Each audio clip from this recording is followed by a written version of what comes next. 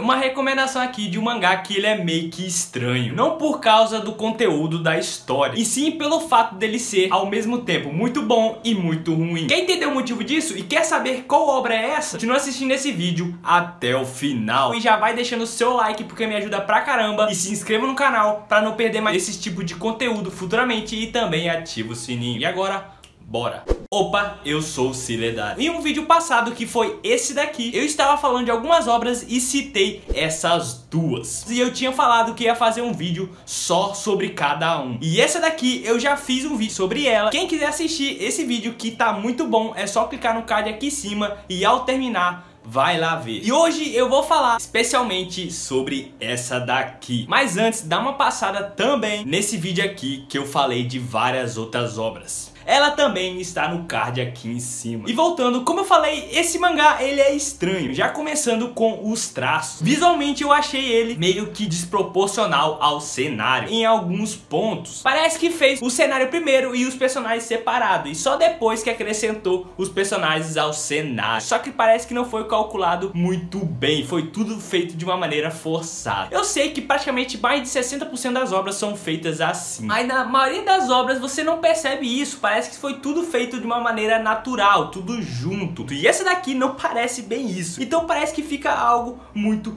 bruto. Espero que vocês tenham entendido. Por isso que pra mim isso é um dos pontos negativos da obra. Não é todos os capítulos e todas as cenas que é assim. Tem outros ângulos que ficam bem bacanas, como a maioria das cenas de lutas, dos poderes sendo mostrados aos personagens e também transformações. Essas cenas assim específicas são bem bacanas. Mas na questão dos traços, isso é de menos. Não é os traços que faz as obras ficarem boas, e sim a questão da história. E os primeiros capítulos para mim não foi do meu agrado. Eu quase dropei, devido que, por serem os primeiros capítulos, devia ter tido um foco maior e um trabalho muito melhor, para dar um impacto maior lá ao leitor, para poder manter ele até o final da história, né? Acompanhar essa toda a trajetória do protagonista. Porque são capítulos importantes que faz o cotidiano do protagonista mudar, devido a uma certa tragédia que aconteceu. Então era para ter um impacto bastante marcante no leitor, e pra mim não teve isso. Foi uma parada muito sem graça. Por esses pontos negativos, a história também tem pontos muito positivos. E chegou numa parte que eu falei, bom, pelo menos agora tá ficando bom pra caramba. Que foi quando o protagonista foi enviado para essa escola aqui. Que essa parte daqui em diante,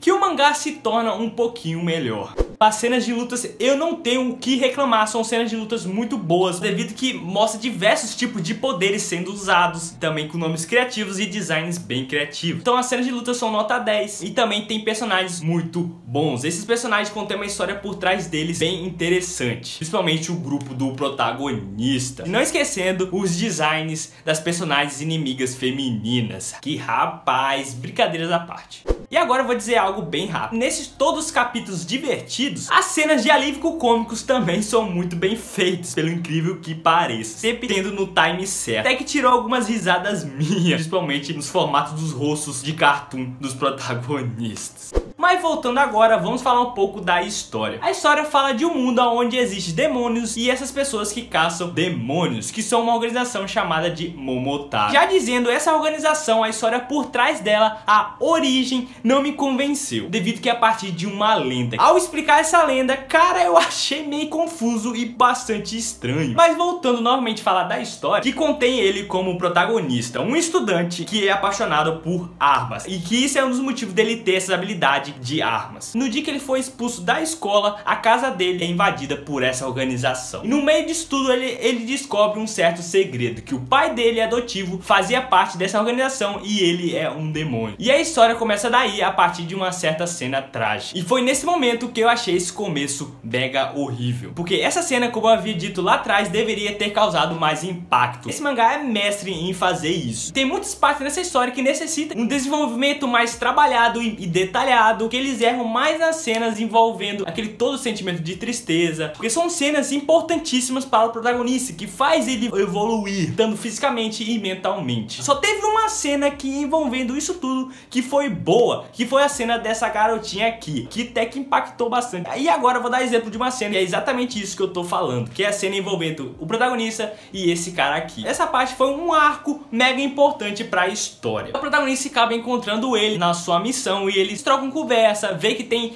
ideias em comum, só é um papo rápido, você vê isso. E do nada a história faz eles serem como grandes amigos, como se fossem amigos de infância. Então faz um baita de um drama todo, mas você vê que não é isso tudo, porque eles conversaram muito rápido, porque não teve muitas cenas entre os dois. Não foi algo que gerou apego. Deveria ter prolongado mais a relação dos dois. E também essa revelação que teve na história deveria ter acontecido só mais pra frente. Isso foi um grande erro total nesse arco. Então a história forçou um plot twist que não era pra ser isso tudo. Pelo menos a parte dos dois, o desenvolvimento final e a cena de luta final, até que foi bacana. Mas fora esses dois, também teve esse desenvolvimento desse cara aqui, que a história fez como ele se fosse o maior filho da mãe, mas o final foi muito meia boca. Mas a história por trás de cada personagem desse grupinho do protagonista são muito bons. Eu gosto de todos os personagens, principalmente desse daqui, que foi o motivo de eu ter começado a ler essa história.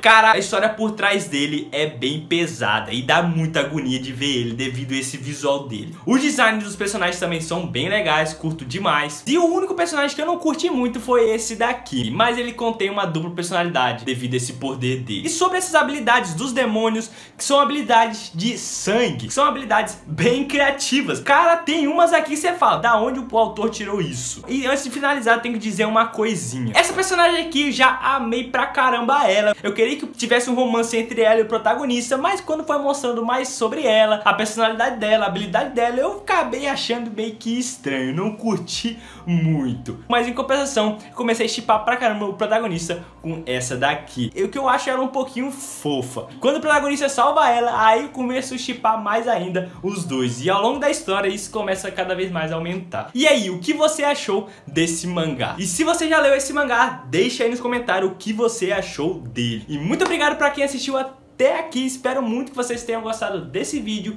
e quer mais recomendações iradíssimas, aproveita, passa lá no canal, porque tem diversas outras muito legais e também tem lista de mangás, lista de animes. Novamente, obrigado, não esqueça do joinha e até a próxima. Fui!